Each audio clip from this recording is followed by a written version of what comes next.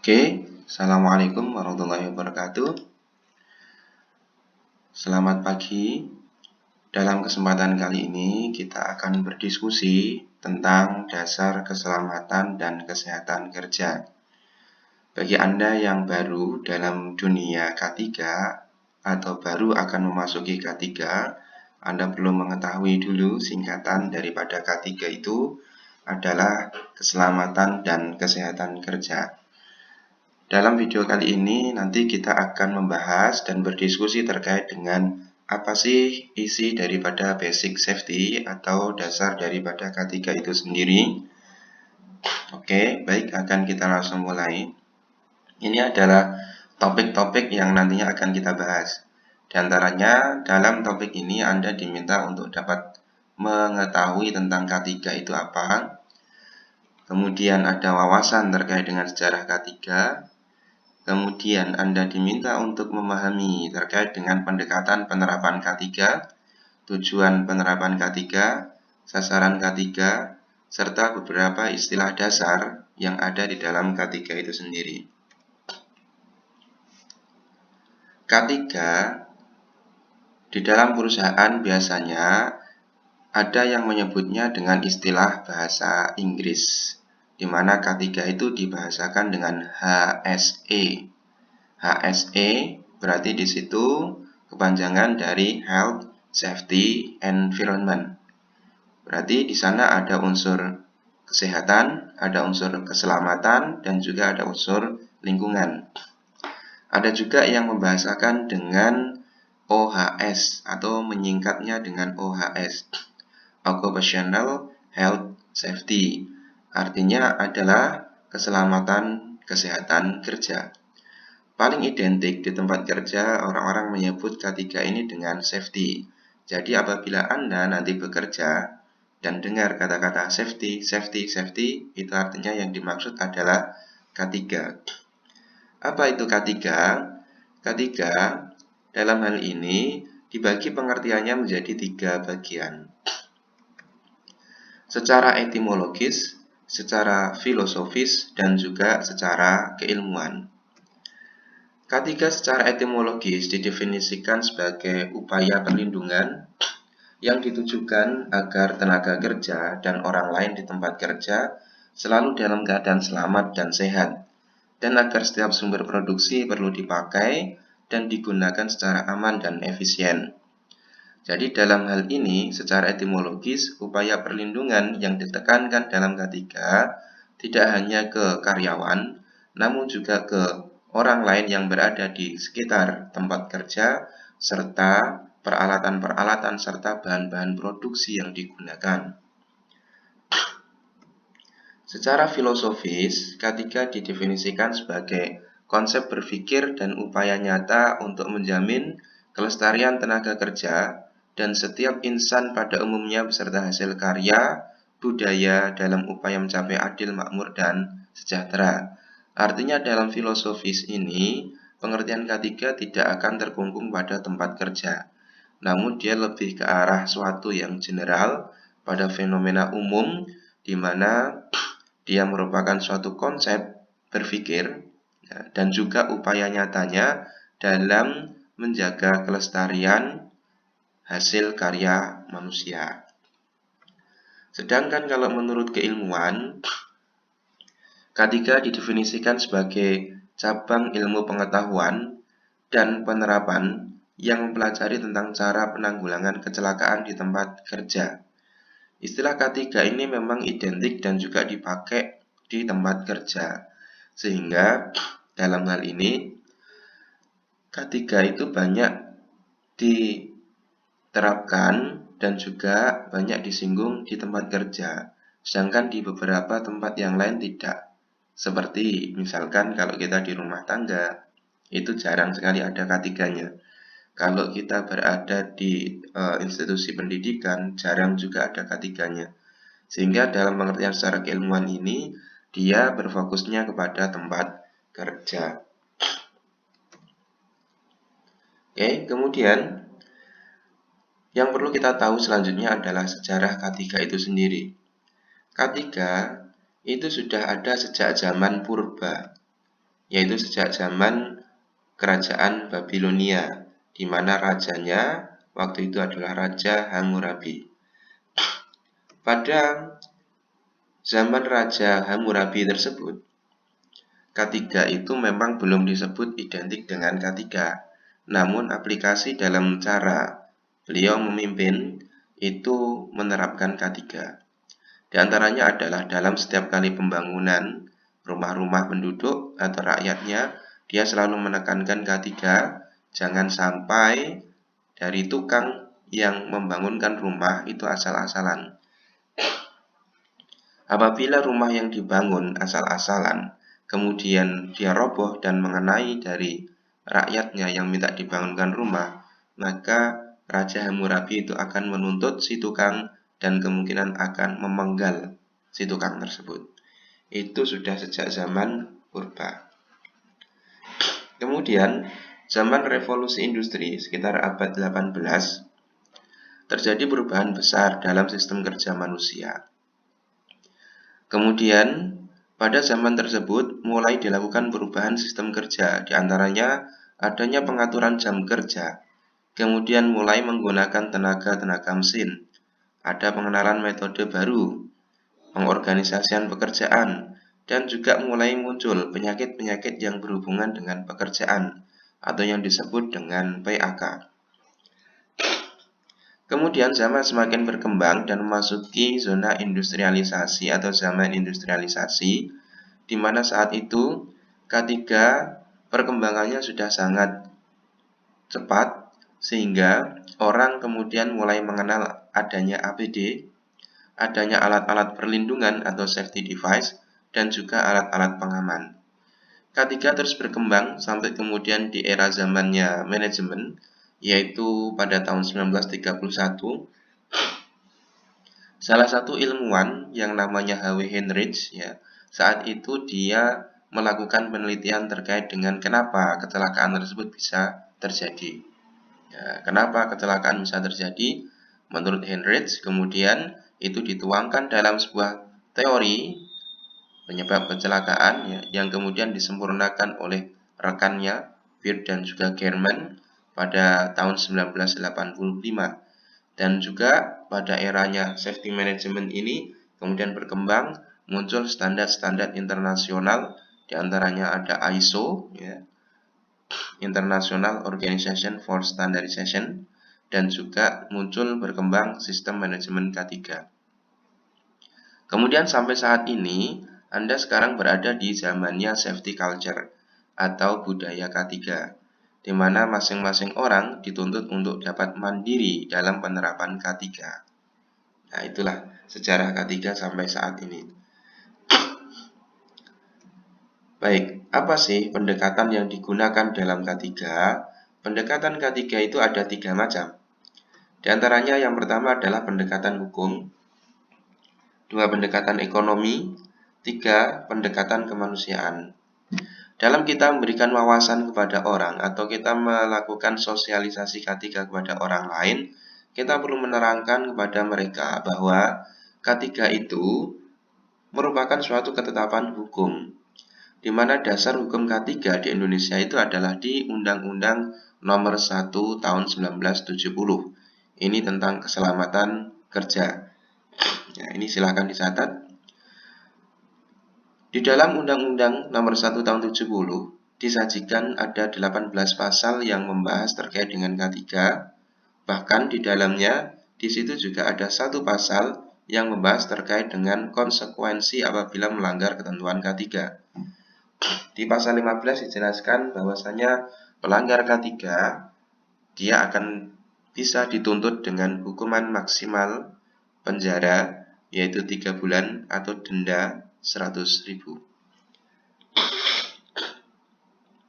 Yang kedua, pendekatan ekonomi ini tentunya perlu kita sampaikan kepada setiap orang, terutama pengusaha dan juga pengurus di suatu perusahaan, bahwa apabila tidak menerapkan K3, tentu kerugian ekonominya akan semakin besar. Satu kecelakaan yang terjadi itu akan menghentikan aktivitas pekerjaan. Apabila aktivitas pekerjaan berhenti, tentunya roda ekonomi perusahaan tersebut akan terhenti pula. dan pasti akan mengalami kerugian. Yang ketiga adalah pendekatan kemanusiaan. Pendekatan kemanusiaan ini maksudnya adalah K3 itu merupakan human right atau hak dasar bagi setiap manusia, tidak terkecuali adalah bagi para pekerja.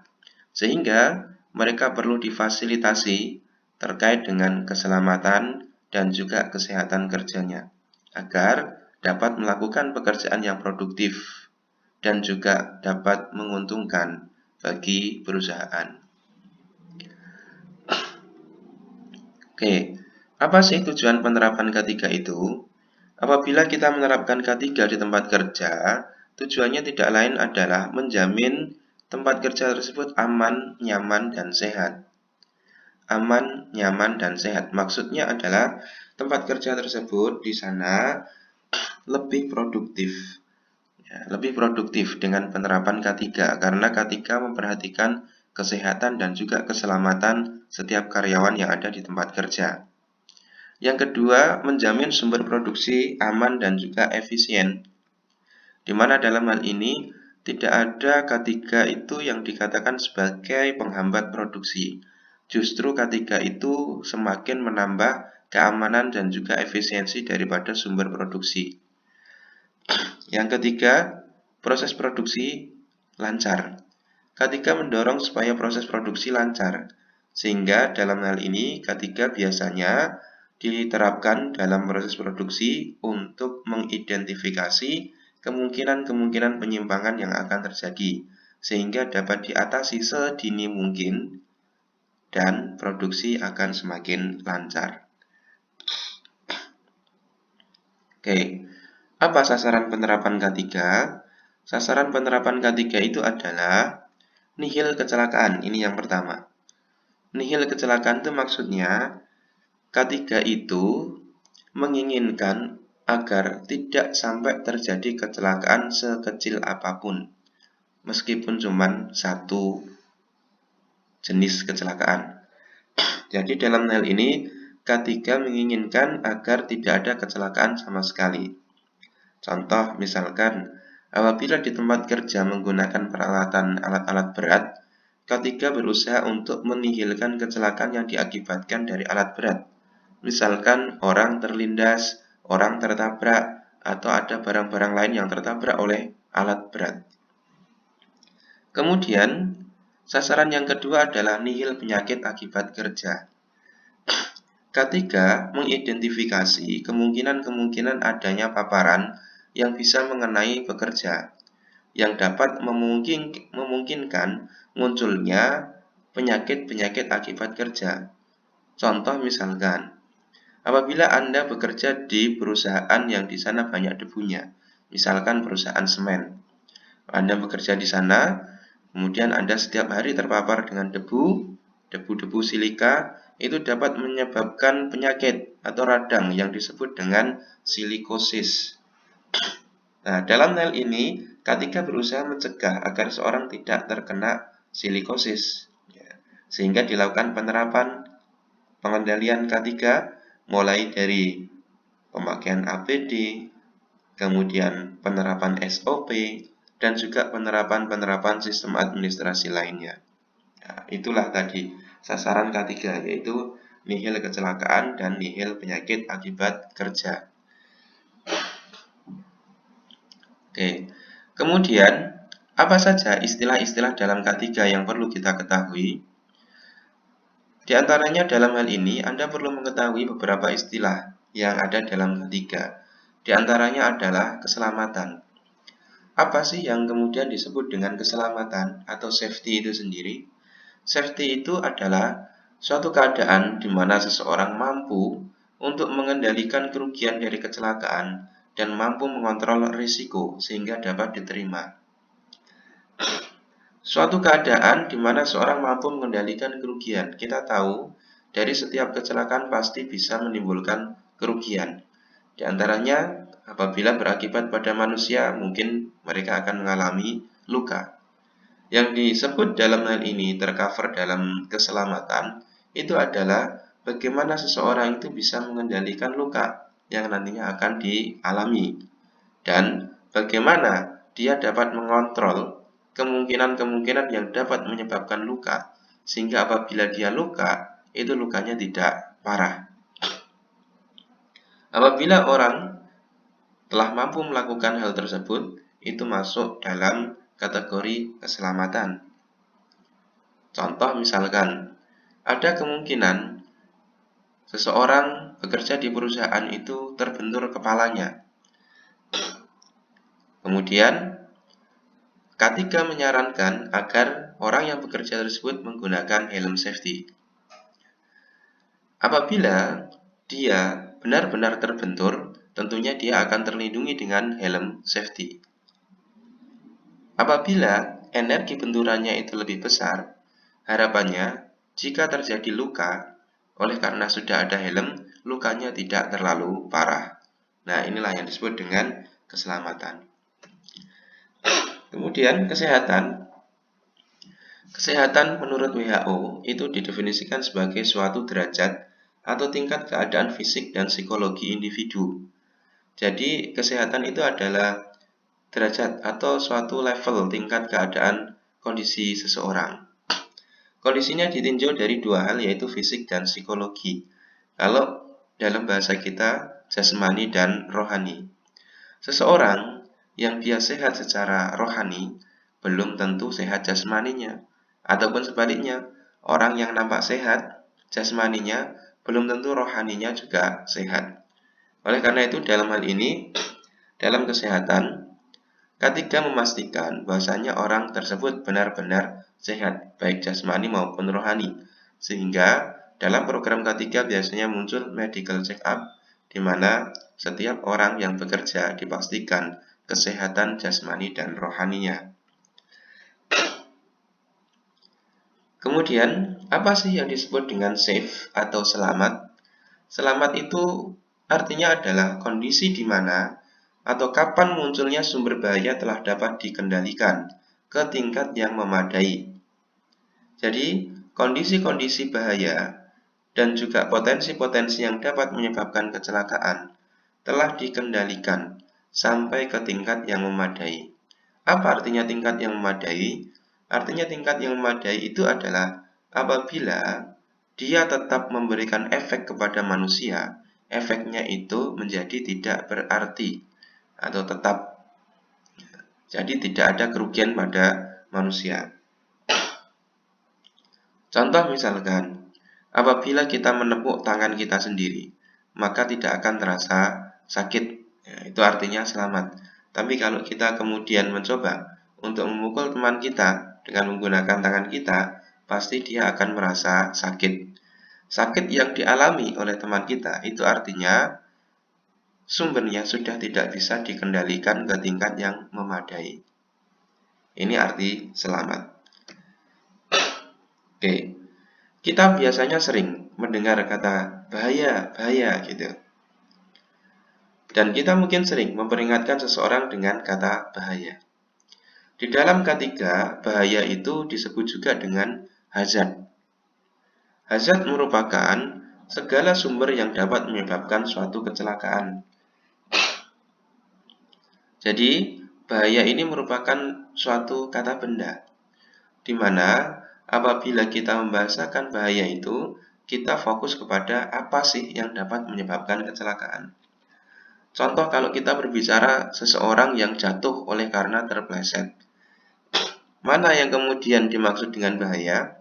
Bahaya itu bukan terplesetnya atau bukan orang yang mengalami lukanya.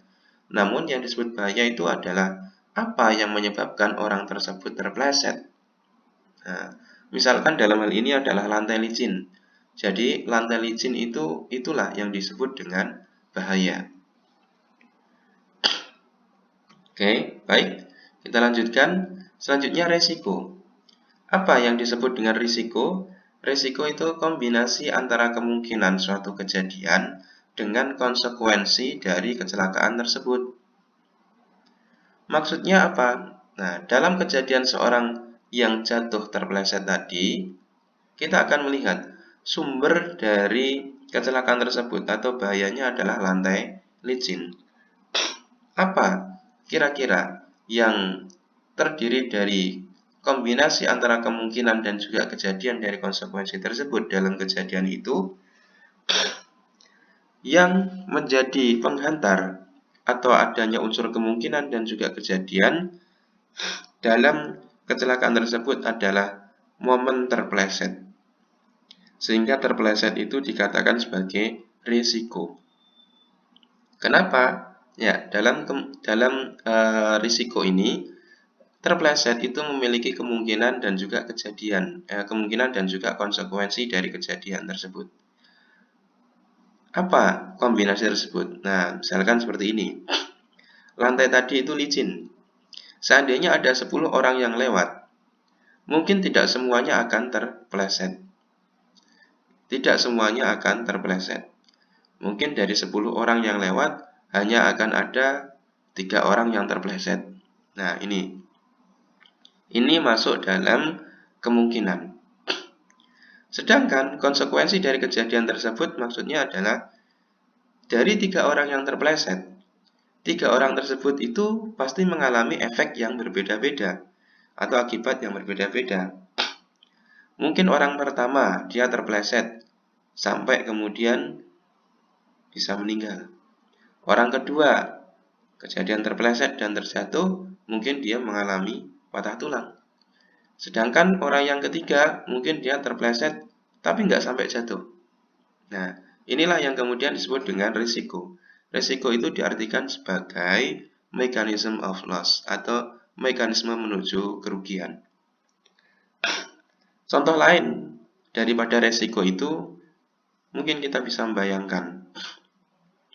Kalau ada orang yang bekerja di atas ketinggian, kita akan melihat di sana ada hazard atau bahaya berupa ketinggian. Dan apabila orang tersebut bekerja, dia ada resiko atau mechanism of loss-nya itu adalah terjatuh. Sedangkan kerugian daripada kejadian tersebut adalah bisa meninggal dan patah tulang. Jadi dalam hal ini risiko itu disebut sebagai mechanism of loss. Kemungkinan kejadian terjatuhnya itu tadilah yang disebut dengan risiko. Oke, mungkin seperti itu. Kemudian yang selanjutnya, apa yang disebut dengan insiden? Insiden adalah kejadian yang tidak diinginkan dan tidak direncanakan. Dengan kemungkinan besar itu menimbulkan akibat atau konsekuensi yang dapat merugikan. Dalam hal ini, insiden merupakan suatu kata yang umum, yang dia masih ada kemungkinan dari kejadian yang dialami itu ada merugikan atau tidak. Sehingga dia lebih tepat dikatakan sebagai suatu kejadian saja. Karena masih ada dua kemungkinan, merugikan atau tidak. Apabila insiden ini merugikan, maka dia disebut dengan accident. Jadi accident adalah kejadian atau peristiwa yang tidak diinginkan dan tidak direncanakan, tapi menimbulkan kerugian. Kerugian accident ini dinilai atau ditinjau dari 3 hal. Di antaranya adalah kerugian pada manusia, kerugian pada properti, dan juga kerugian pada lingkungan. Apabila salah satu dari ketiga kerugian itu terpenuhi, maka sudah bisa dikatakan sebagai accident atau kecelakaan.